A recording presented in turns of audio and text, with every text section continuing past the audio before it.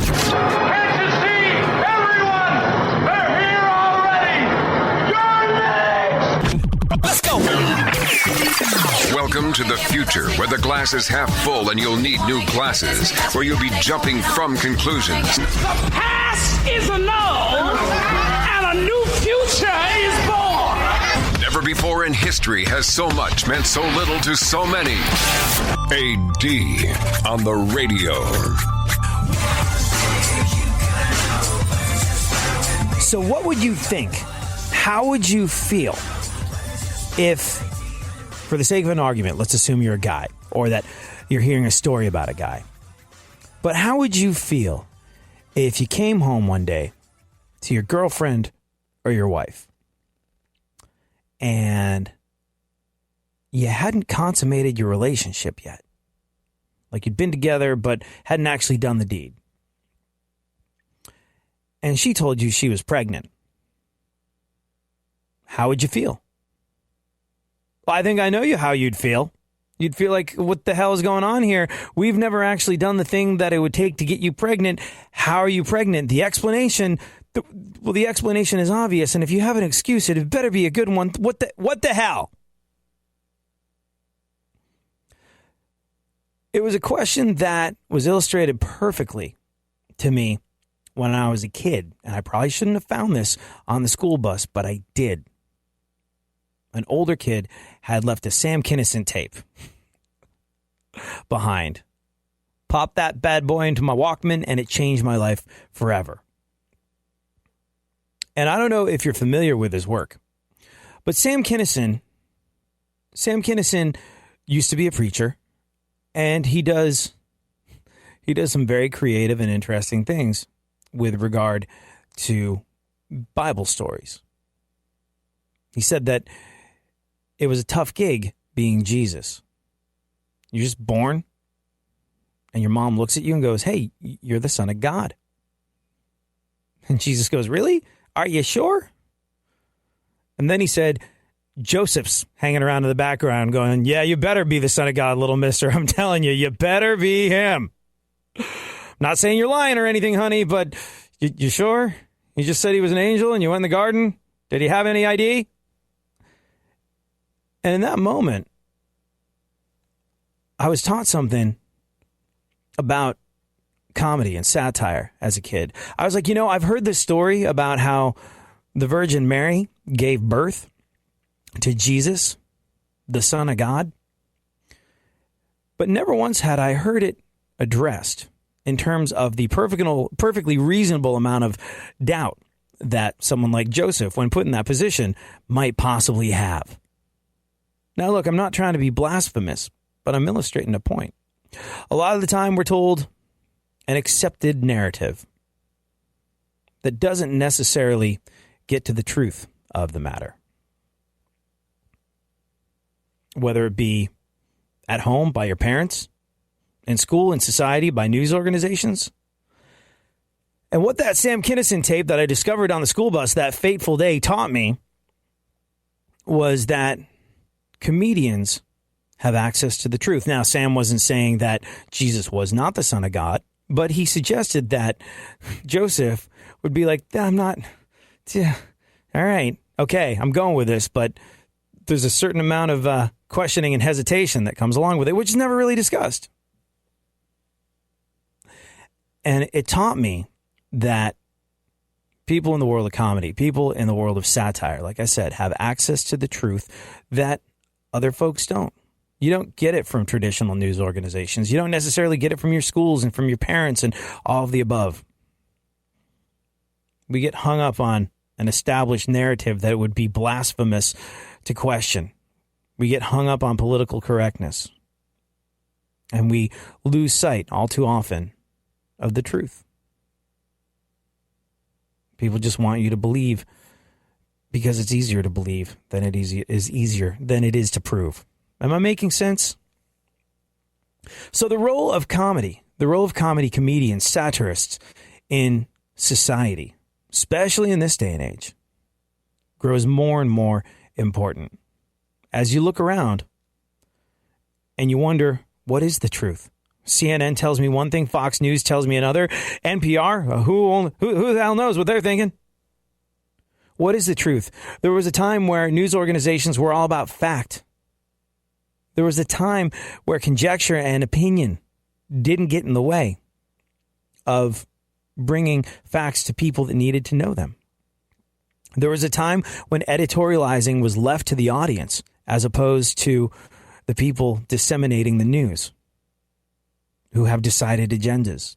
So as the idea of truth gets further and further away, the role of comedy and satire in our society becomes more and more important. It'll get you closer to the truth than the news will a lot of the time. But here's the thing. I don't think a single shred of that applies to anything that Kathy Griffin did.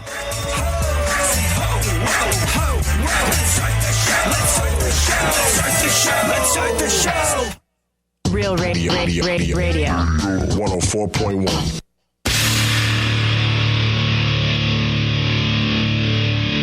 Where the left and right come together for fundamental truths. AD on the radio, on Twitter at ADSXE.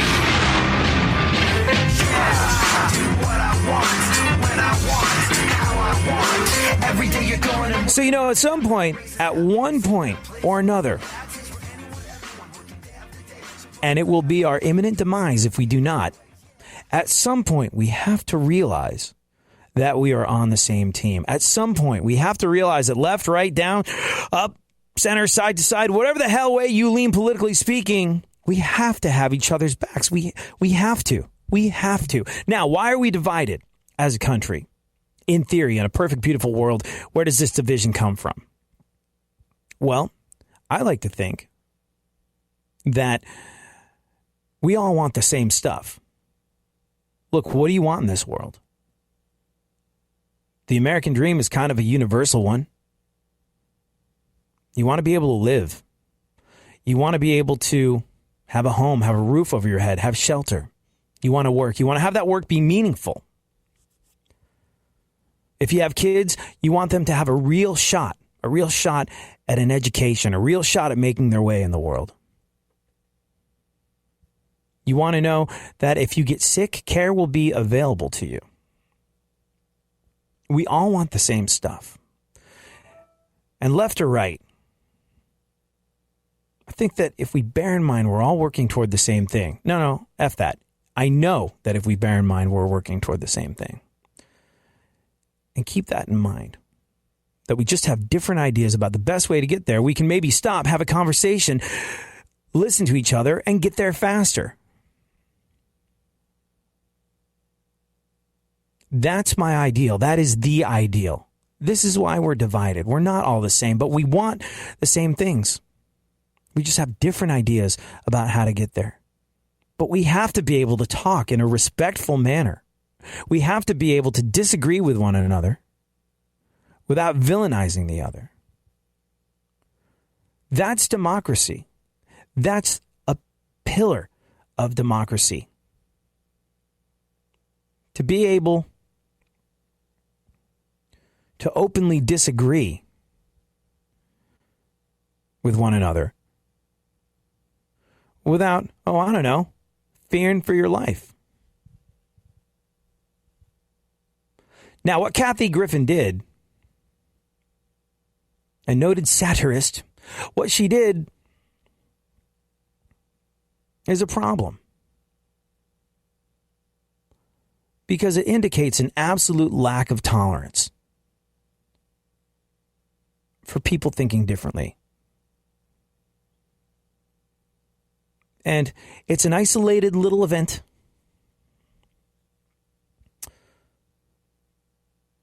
Really a blip on the radar of the history of our country. But it's a scary microcosm of where we're at. Now, you might lean left, you might lean right. I don't know. But neither side is without guilt in this situation.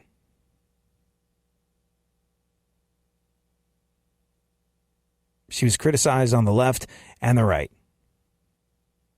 for holding up Donald Trump's severed head in effigy. There's this idea, like I said, that we want the same things. But here's the thing, we're never going to get there if we tear each other down in this way. If we act in a threatening way toward our fellow American, it's just not going to work. It's not going to happen. We must get on the same page. We really have to.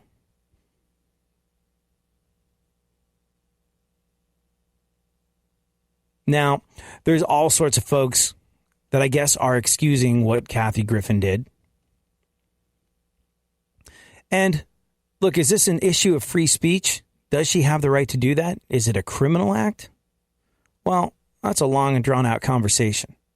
But what I can tell you is that holding Donald Trump's severed head in effigy does nothing. Does nothing. Like the people that are hashtag resisting at the moment, do so why? Do so for the good of the American people. We think that Donald Trump is terrible for this country. We want the best for America. Therefore, we are resisting this idea of him being president. Okay. Got it. But if that's the line you're going with, how does it help us all to do something like that? And the same could be said for the folks on the right. People were quick to point out, well, how is it okay for Trump supporters to... Were they Trump supporters? I don't remember. But you remember those folks that hung and I think burned effigies of the Obamas? Disgusting, disgraceful image. How is it okay for them to do that? How is it okay for our president to say the things he said about women in that tape with Billy Bush? He gets the job and Billy Bush gets fired. How is that okay how is that okay and this not? Let me save you some time here. It's not okay. They're all idiots. Not doing a lick of freaking things to do anything that furthers the good of our nation, the good of our species even. These are not good ideas. These don't help anyone. And now we're bogged down in whether or not Kathy Griffin should have been fired from her gig at CNN. Well, here's the thing. While it might have fallen into the realms of free speech, what she did, free speech doesn't mean consequence-free speech. Money making, skills on the mic, to be paid every day, and we're part of the battle, just better act if you know.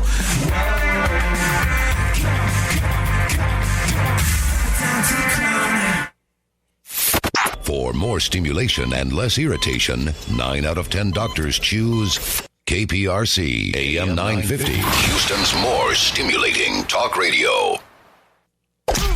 Don't get the blues, get all the news. We mean all of you guys out there in Radio Land. All aboard! He's back. AD on the radio. Give it up, yeah, give it up, yeah. Bring this on, come on. So without even thinking about it, Kathy Griffin got fired by the folks over at CNN. Immediately, defenders come to her rescue, or attempt to come to her rescue. This is free speech. Thought this was America. Well, yeah, this is America. Free speech is free speech. But as we said before, free speech does not mean consequence-free speech. Kathy Griffin failed to read the room. Look, if she was a completely self-contained individual, if she was just a comic that went out on stage and her entire career was just about her relationship with the audience, if it was just one woman, a microphone, and the people that had paid money to come in and see her, we'd be having a very different conversation. But she's not. She's not an island unto herself. She was a comic, and then she was an actor, and, well, then she became something of a social commentator. And then she became part of the CNN New Year's Eve broadcast. And people are saying, well, she's protected by free speech. Yeah, I guess she is. There's an argument about whether or not the picture she posted was criminal in any way. But like I said, free doesn't mean consequence free. And if you are on sort of a venerable news institution, as CNN likes to call themselves, a New Year's Eve broadcast, and you do something like that, what would you think was going to happen? Really, what did you think? And by the way, I'm not saying Kathy Griffin didn't have the right to do and say what she did, but clearly not reading the room. She lost a corporate sponsor, Squatty Potty. You ever tried one of those? I hear they're really good. I hear they really help the situation. I've never needed help in that situation, but there have been enough people talking about just how fantastic they are, from Stern to Kimmel to, well, I guess Kathy Griffin too, that I would recommend it because I've heard great things about it. Because it's come to me from trusted sources that they are good. And what Kathy Griffin did was she undermined her own credibility as a trusted source. So you can say and do anything that you want when you're trying to leap to Kathy Griffin's defense in terms of her getting her job back at CNN on New Year's Eve. But bear in mind, the folks over at CNN, they're not your elected officials. You don't have a say here. It's what is going to make them or lose them money that they care about. As with Fox News, as with everybody in broadcasting, it's a business. None of the stations that carry me would carry me if I was losing them money.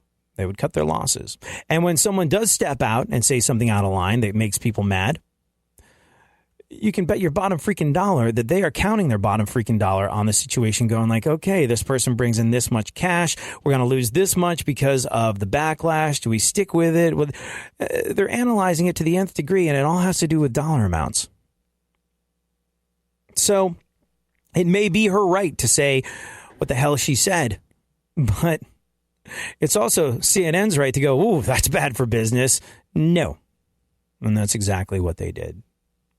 And I think, like I said, the thing that makes me so mad about all of this is that it does nothing. It does nothing other than divide us further. Was it an attention grab? Yeah, probably. But now, in this day and age, when, like I said, the idea of truth is so obscured,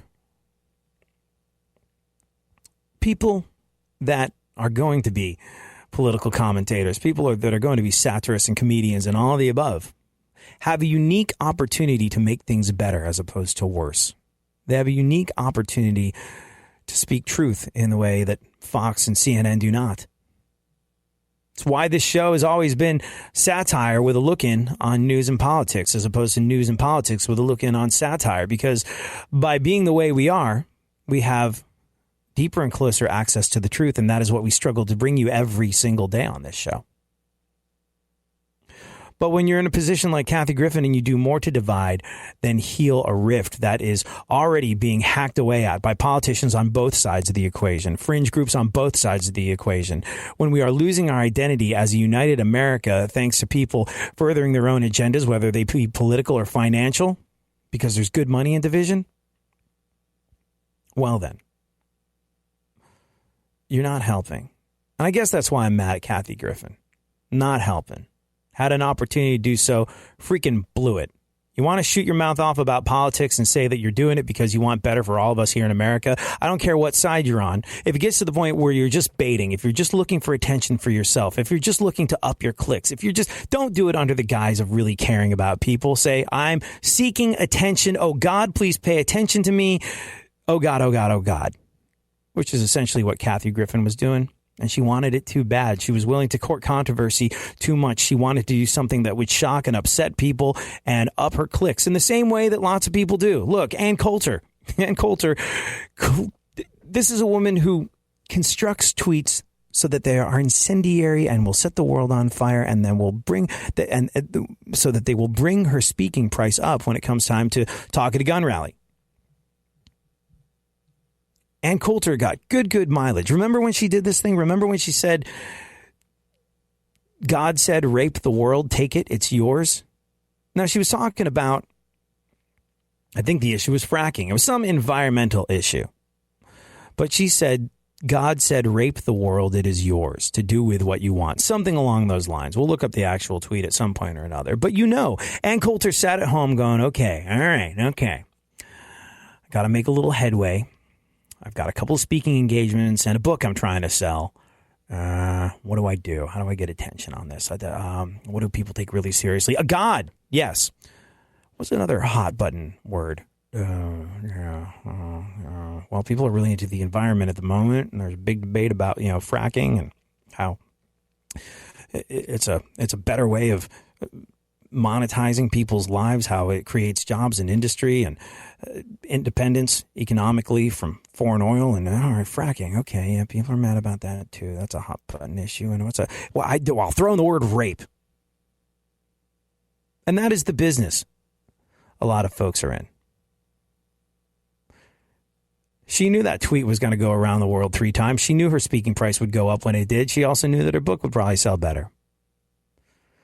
And so someone like Kathy Griffin looks at that, ooh, that was controversy, successfully courted. I need a piece of that. Maybe my shows haven't been selling as well as they had in the past. Maybe my TV show isn't on the air anymore. Maybe I should do something that really courts controversy. And yeah. And that's what she did. And she did it not only to the detriment of herself, but she did it to the detriment of us as a society, us as a people, us as Americans. And that's why it's not okay. When I said there's big money in division, there really is. This is why I have a hard time buying into the idea of party politics and voting straight ticket anything. You're not allowed to take part in the primaries here in America unless you're registered, whatever the hell it is. And that removes critical thinking from the whole thing. Politicians want you dumbed down. Politicians want you to vote as a knee-jerk reaction. I'm a registered Republican, and so is my dad, and so is my mom, and so I'm going to vote this way. Straight ticket, bar to bar. I don't need to look into the facts. I don't need to ask any of those pesky questions that politicians hate. I don't need to ask what the truth of the matter is. I just know I'm a Republican, so brr, brr, brr. I just know I'm a Democrat, so brr, brr, brr. You can remove people from their ability to think and their ability to question when you divide folks successfully. You can take their money from them. Hey, the other side is scary. The other side is going to send you straight to hell, hell, hell. However, I'm here to protect you. So if you could just accept this link to my PayPal account, I think we'll be off to the races. There's great money in division, whether it's political, religious, whatever the hell it is. It's an easy thing to monetize. And we don't want ourselves dumbed down. We don't want ourselves to be a people that stop asking questions. We don't want to stop being a nation that holds our politicians accountable. And so when a Kathy Griffin does something divisive like this, it's not helping anyone. It's making people pick sides. And picking sides will be the downfall of us all. At some point, like I said, we have to have each other's back. All right, then, Funkhauser, what is going on in the news? Oh, I'll tell you what's going on. I got to play you this.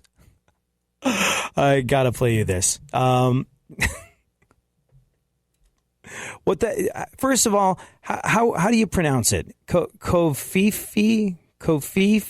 I pronounced, like I said, Kofif the other day, and someone was like, it's actually Kofifi. And I was like, are we really arguing about the correct pronunciation of a typo? But what in fact does Kofifi mean? Well, apparently Trump knows, and Sean Spicer knows, and those in the know that need to know do know. Do you think people should be concerned that the president posted somewhat of an incoherent tweet last night and that it then stayed up for hours? No. Why did it stay up so long? Is no one watching this? No, I think the president and a small group of people know exactly what he meant. Like, What does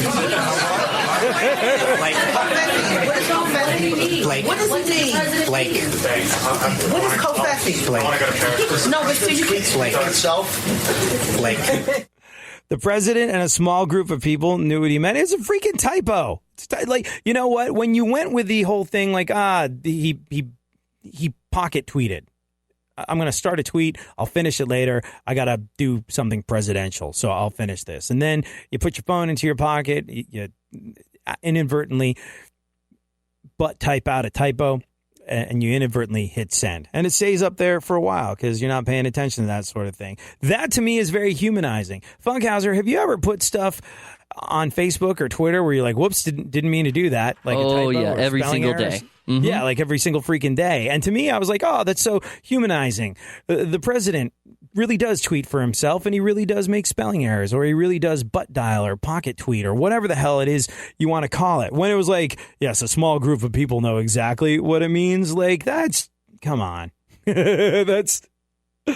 what is it? Illuminati hiding in plain sight. Covfefe is actually... how the hell are we supposed to pronounce this word anyway? The true meaning of C-O-V-F-E-F-E is enjoy. The typo, Covfefe. Covfefe? Covfefe.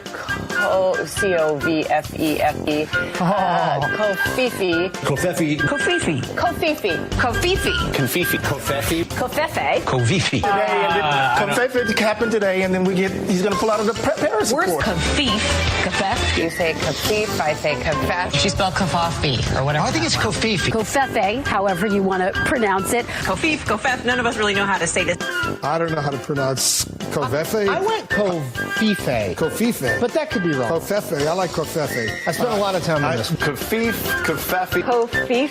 C-O-V-F-E-F-E. Cofifi. Covfefe. Covfefe. Covfefe. What is Covfefe? Covfefe. Covfefe. Now I guess it is a word? You say Covfefe, I say Covfefe. Let's call the whole thing off. Funkhauser, what's going on in the news? This is My Witness News. In no way, shape, or form fair and certainly not balanced. And now, super producer to the stars, Barry Funkhauser. Like I said, Covfefe. That's how I would pronounce it, I think.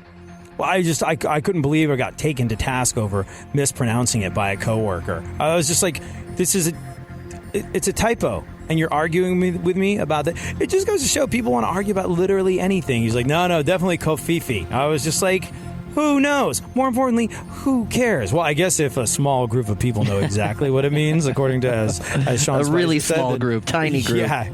Well, I mean, I would imagine what he's saying is that a really small group of people know that Donald Trump left his phone in his pocket while he was taking a Trump, and just something happened. I just accidentally did that, by the way. Really? Did you pocket tweet while you were in the little boys' room? Sometimes by accident. I like those pictures. Whoops. Right. Quick piece of news before we go to break. A source in the White House says President Trump is stressed out and gaining weight. That would explain the secret back-channel communications with the folks over at Ben & Jerry. You're longing for that shining sun. You walk these streets most every day. You're waiting to get washed away.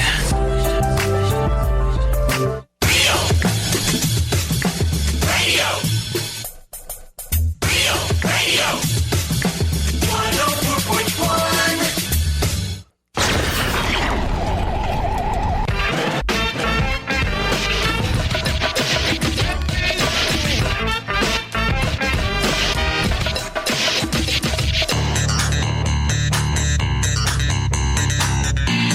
Now, more AD on the radio. Back once again, the ill behavior, delivering and giving you my musical savior. Back once again, boy, AD again, nobody. All right, Funkhauser, what is going on in the news?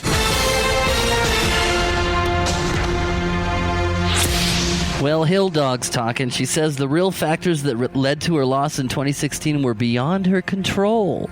Well, a lot of people say that's just an excuse. I kind of agree. Likability truly is beyond our control. Can't control whether someone or not thinks you're a decent individual, and therefore that one got away from her.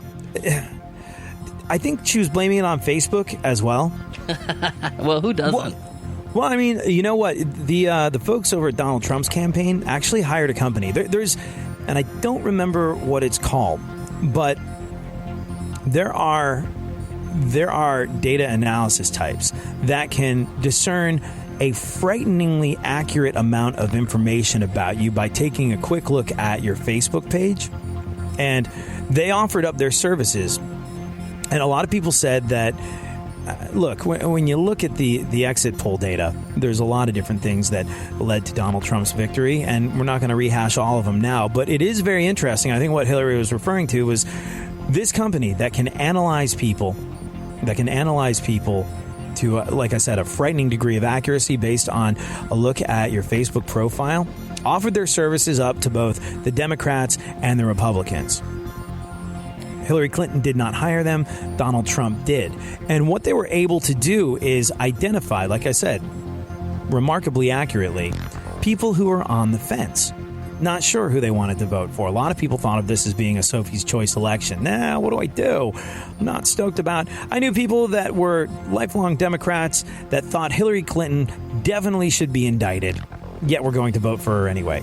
I knew people that were lifelong Republicans that hated Hillary so much, hated everything that Donald Trump stood for, but thought of him as the lesser of two evils, so they voted for him. So it's a difficult decision for a lot of folks, a bit of a soul-wrenching situation. And so as a result, there were a lot of people that were undecided. Now, these undecided voters could be identified to the tune of millions and millions by this program on Facebook that analyzes this kind of thing.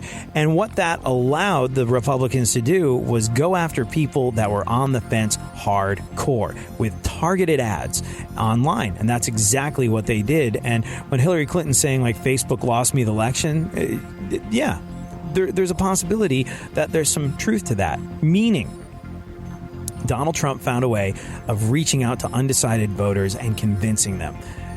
A lot of people would argue Hillary lost because she didn't do enough reaching out. And one of the ways she failed to reach out was to people that were on the fence on Facebook, as was allowed by this new technology, which is frightening when you think about it. But also, hey, we live in a digital world. You adapt, you change, you navigate the terrain that you find yourself in, and you move on with life. And, well, she failed to do that. She did not make the best use of Facebook that she could. So I actually, when people say, oh, Hillary's full of it, she lost the election because of Facebook, it definitely played a part. And it definitely played a part because she didn't get on board the new technology train. What else, Funkhauser? There's a new study that links tequila to weight loss. Oh.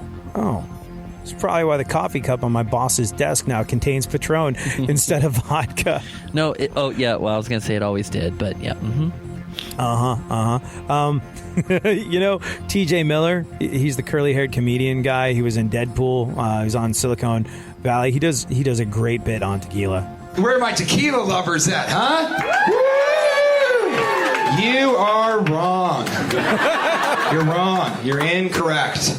Tequila is the most disgusting, awful of all the hard alcohols. It should be illegal. It's poison. Here's why. Here's why I'm right.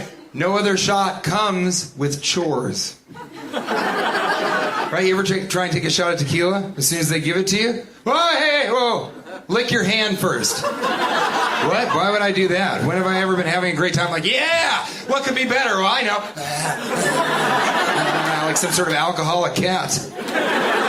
So then you lick your hand, you're like, oh, my mouth tastes like wet hand. I didn't expect that this morning. You're like, now put salt on it and lick it. Ugh, gross. Okay, now I know what a saltier version of my wet hand tastes like. Now take the tequila. Oh, good, this will get rid of this terrible taste that I've created in my mouth. No, it did not. Now it's added a burning sensation. Quickly, put this fruit in your mouth. Oh, thank God, a fruit. Something to abate this pain. What is it? Is it a raspberry, a boysenberry? Even a strawberry would do. No, it's a lime, the tartest fruit of all. A fruit so tart that unless you have scurvy, you would never put it in your mouth. That's true, and might I add... Tequila. Extra points if you're doing the Pee Wee Herman dance. I do that by accident.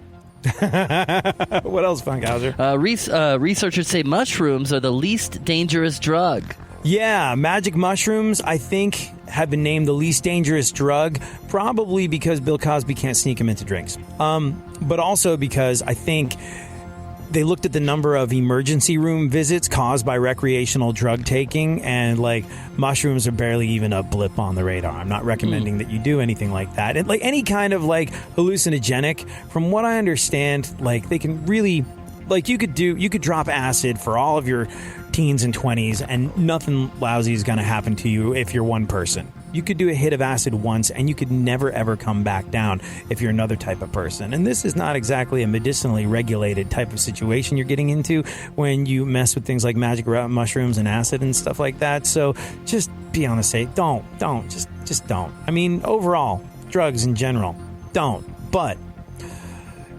it can really mess with you in ways that you don't expect. So don't misread this information. Go, magic mushrooms are safe. Let's go do a bunch of them. Like I said, they come with consequences, and you don't know what those consequences are until you take them.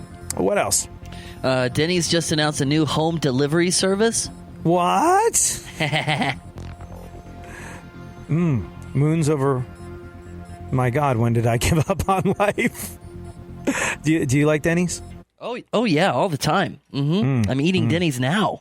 You are? No, but I'm wishing that I am. Do you? Are you?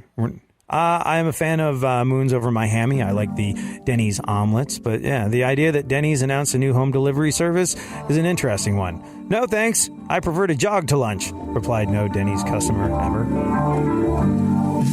This feels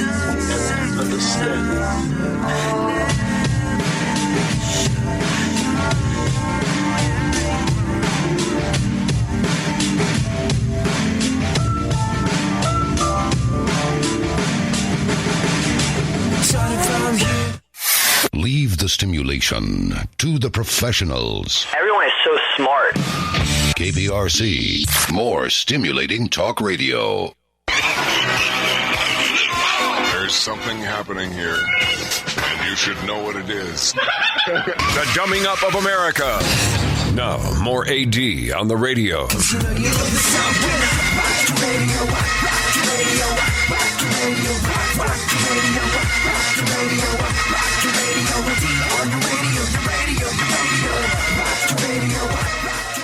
Alrighty then, Funkhauser. What else is going on in the world? Let's do a little bit more news. Oh, I thought you'd never ask. I thought it would be eons. 58-year-old Madonna just posted a series of nude photos. I know I'm going to regret this, but to Google. Do it. That's, well, I mean... Probably still cool. The amount of singing and dancing that Madonna does, she's in better shape than your average 58-year-old. Does she look like a ray of light? Or? It looks like she's a doer of sit-ups. Good for her. Well done, I suppose. It wasn't the eye bleach situation you were imagining. She's done well. So I can put this eye bleach away then, is what you're saying? Yeah, put the eye bleach away. Madonna still looks good at the age of 58. Good for her. When you get to be 58, Funkhauser, and you're dating a 58-year-old, like you might go, 58-year-old, you shouldn't be naked. Well, guess what? At some point, you're going to be with a 58-year-old. She will be naked, and you'll probably be wishing that she looked as good as Madonna, and you looked as good as you did in your 30s. So there's that. Go on. The new season of America's Got Talent premiered. Yeah. Spoiler alert. The answer? Still no. Go on. Singer Corey Hart turned 55 this week. Yep. He still wears his sunglasses at night, but now they're prescription bifocals. Go on. According to the DUI arrest report, cops found Tiger Woods asleep behind the wheel of his car. I got to tell you, like when I first came to America... Did you see the video? Well, hold on. When I first came to America and I was in this band, one of the people that the guy that signed us worked with, he signed all these really huge singers. He'd worked with Celine Dion and Mariah Carey and Billy Joel and all these folks. And then, lesser known folks like us and also, I think, Twisted Sister and Rob Zombie. And he worked with Corey Hart, too. And so when you have a Mariah Carey or a Celine Dion or someone like that writing a song that appears on their album, there's big, big, big money on it. So when he was working on a Mariah Carey or Celine Dion song or album or whatever the hell it was, he would gather all of his past cronies. They're like, do you want to try and write a Celine Dion song? And I'm like this screaming punk rock kid. I was like, no, there's no credibility in that. If I had like a 16th of a writing credit on a Celine Dion song, I would be driving a significantly better car and living in a way better house right about now. So I kind of regret not taking the opportunity, but at the time it seemed like the right thing to do. But anyways, I'll never forget there being like it was either Celine or Mariah Carey writing session scheduled, and who do they call in to work on it? None other than Corey Hart. I wear my sunglasses at night. Came into the studio at nighttime wearing sunglasses. I was like, yes, don't mess around with a guy in shades. Oh no. And he looked visibly unamused even through his sunglasses. So that's my Corey Hart story. You're welcome. Go on. The White House communications director has resigned. Yeah. I'm stunned. There's someone directing those communications? It's excellent news for anyone in the market for the most thankless, horrible, soul-crushing job on earth. Yeah. There you go. Go on. The White House is reportedly considering a reboot of its staff. Well, hopefully it goes better than the Baywatch reboot. I think it was a turkey. Did you see this thing about the DUI arrest report for Tiger Woods? Oh yeah, I said that. Did you see the video? Hold on. I've got some audio here, and oh, it's great. Oh, it's great. When I tell you to, I want you to close your eyes and tilt your head backwards, and you're gonna recite the entire English alphabet in a slow, non-rhythmic manner, meaning you're not gonna sing it. Okay? Do you understand the instructions? I do. Okay. What were the instructions? Not to sing the national anthem backwards. Not to sing the national anthem backwards? You may begin when you're ready. Mr. Woods, you don't have to walk anywhere. Wait a minute. Go ahead and stand with your feet together and your arms down by your side. What are we doing? Right now I want you to say the alphabet from A to Z with your eyes closed and your head tilted backwards. A, B, C, D, E, F, G, H, I, J, K, L, M, N, O, P, Q, R, S, T, U, V, W, X, Y, and Z. Okay, sir, what I want you to do is go ahead and place your hands behind your back, okay? Yeah, it would be kind of funny if it wasn't so scary that he was out on the road in a condition like that. I don't know if you caught it or not, but it wasn't strictly DUI. I don't think. According to the DUI arrest report, cops found Tiger Woods asleep behind the wheel of his car. And Tiger says he doesn't know how that happened. He was asleep behind the wheel of his car. He doesn't know how it happened. But like 1 minute he was asking Bill Cosby for career advice, and the next police were tapping on his window. All right then. Go on.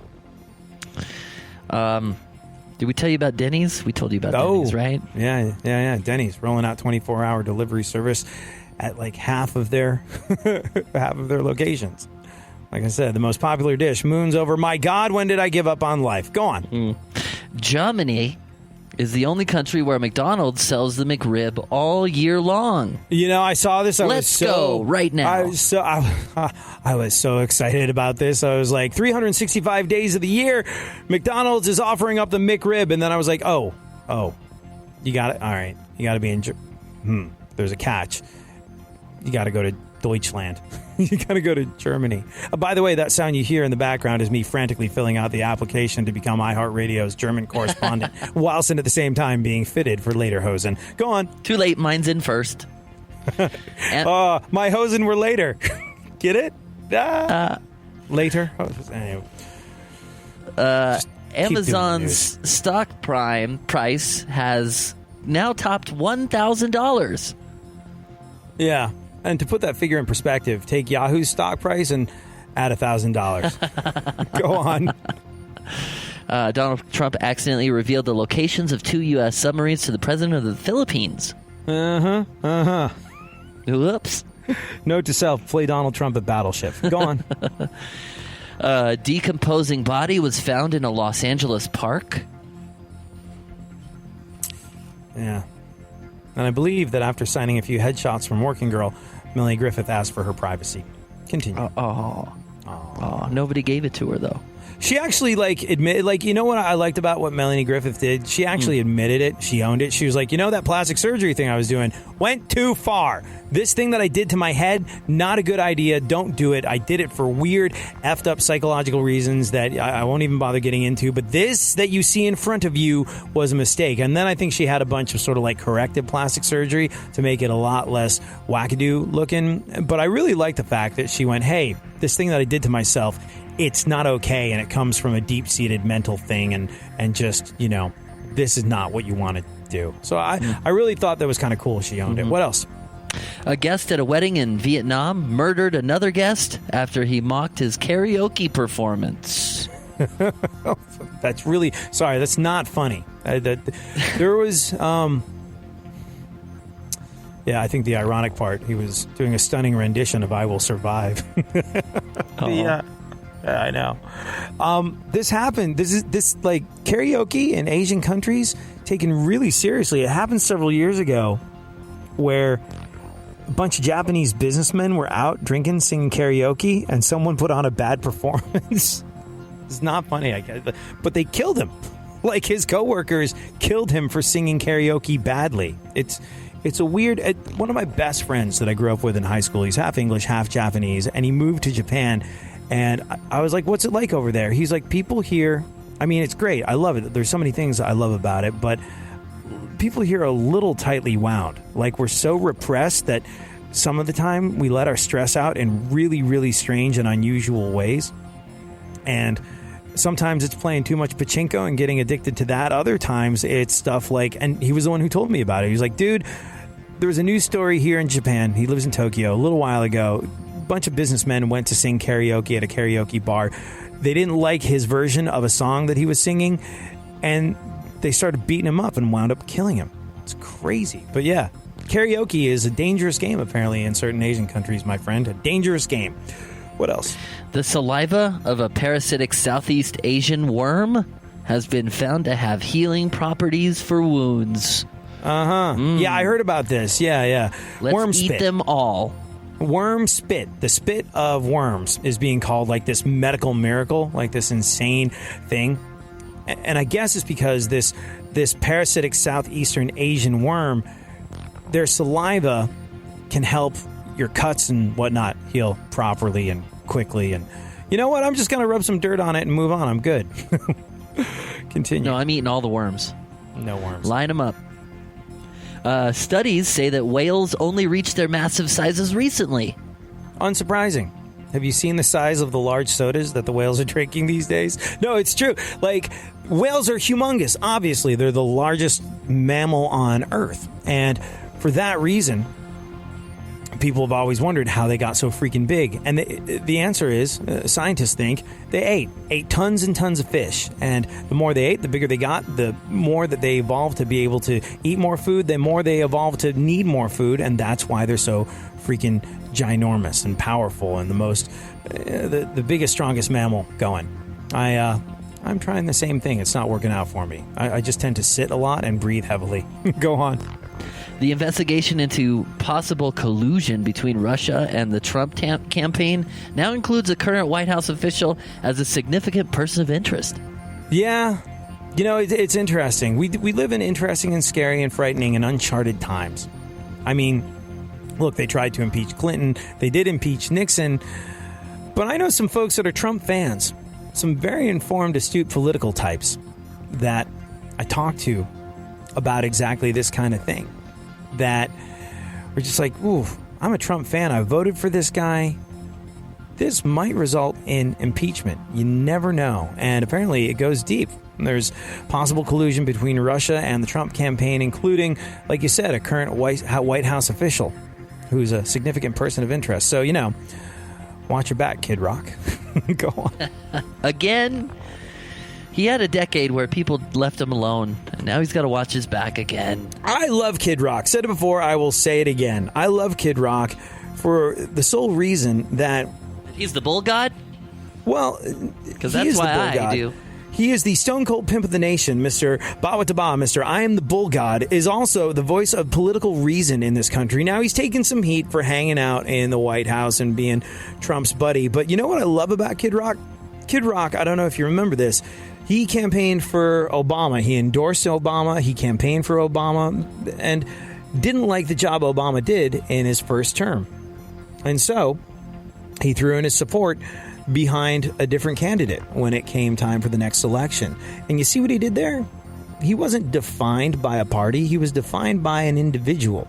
And he even went on the record. He said, Obama's definitely the coolest president we've ever had. And I endorsed him the first year. And then when it came time for his second term, I endorsed, I guess it was Mitt Romney. And he was like, I was out on the campaign trail with Mitt and ran into Obama. He was like, hey, Kid Rock, I see what you did there. And he's like, yeah, sorry, man. And he was like, but we're cool. See what he did there? He was able to move from one individual to another because he preferred their politics. He wasn't blindly abiding by the party line of one specific party. He didn't engage in knee-jerk reactionary behavior, which is set to doom the rest of our country. No, he was able to go, hey, I voted for him, didn't like the job he did. I'm throwing him behind this other guy. He's also said, you can vote differently than your neighbor or your friend, and you can still get along. That's perfectly possible. And he made that video illustrating the fact with Sean Penn. So we're at a weird stage in our country's history where the stone cold pimp of the nation is also the voice of reason in politics. Go freaking figure.